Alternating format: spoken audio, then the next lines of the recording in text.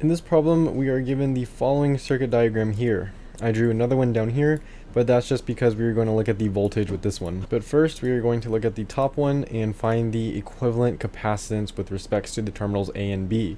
Now, we are looking at capacitors, and we know that with resistors, when we look at resistors, if they are in parallel, we have a certain 1 over the first resistor plus 1 over the second resistor, and so on and so forth, parentheses, and then raised to the negative first power. However, this is the opposite for here. If capacitors are in series with each other, they're going to be using the parallel formula for resistance, and if they are in parallel with each other, we're just going to add them together. We'll demonstrate that right now. So first, we see that we have this capacitor right here and this capacitor right here. They are both in series because if we have a current flowing through, it's going to flow through like this. So normally we would add them together. However, remember, this is capacitors, so we would be using the parallel formula for resistors if we were looking at it like this. So we're just going to have 1 divided by 48 plus 1 divided by 16 raised to the negative first power. This is going to give us 12. It's a little bit weird at first, but you'll get used to it. So now we have 12. And we can see now, if we run current through here, this 12 farad capacitor is going to be in parallel with this 3 microfarad capacitor. Remember, since they are in parallel, but since they are capacitors, we're just adding them. So we're going to have 3 plus 12, and that gives us 15. Now, this 15 is going to be in series with this 30 microfarad capacitor. So since they're in series, again, because they are capacitors, we're going to do 1 over the first capacitor plus 1 over the second capacitor raised to the negative first power. This is set equal to 10. Now, this 10 is going to be in parallel with our 10 microfarad capacitor.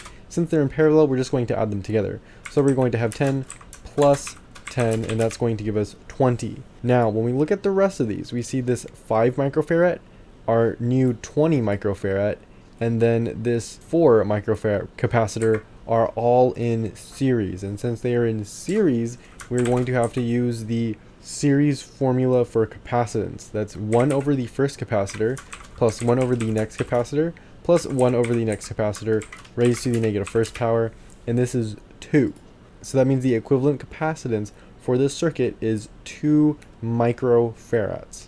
And now we are going to solve for voltage. Before we start doing this, we should note what capacitance looks like.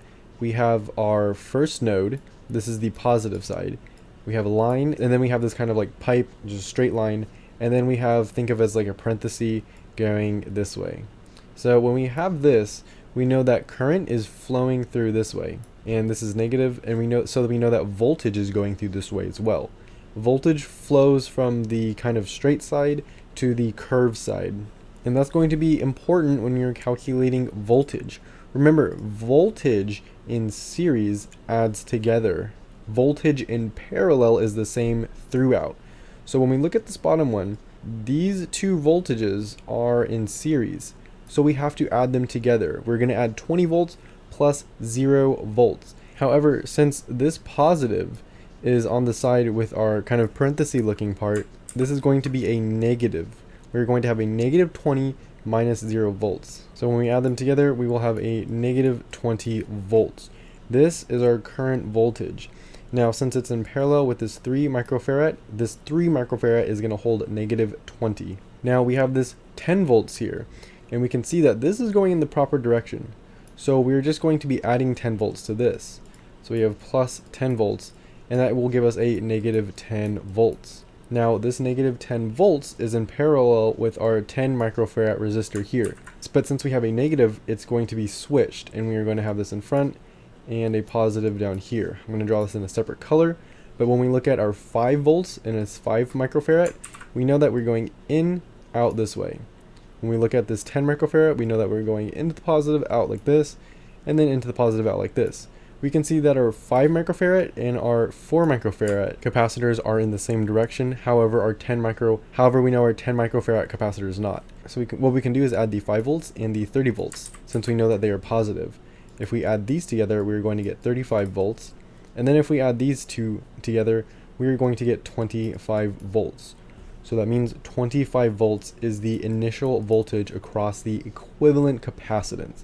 It's a little bit more work than inductors or resistors, but this is how you do capacitance. If you want more intro to circuit analysis, there's a playlist down below, as well as notes covering the entire material for this course.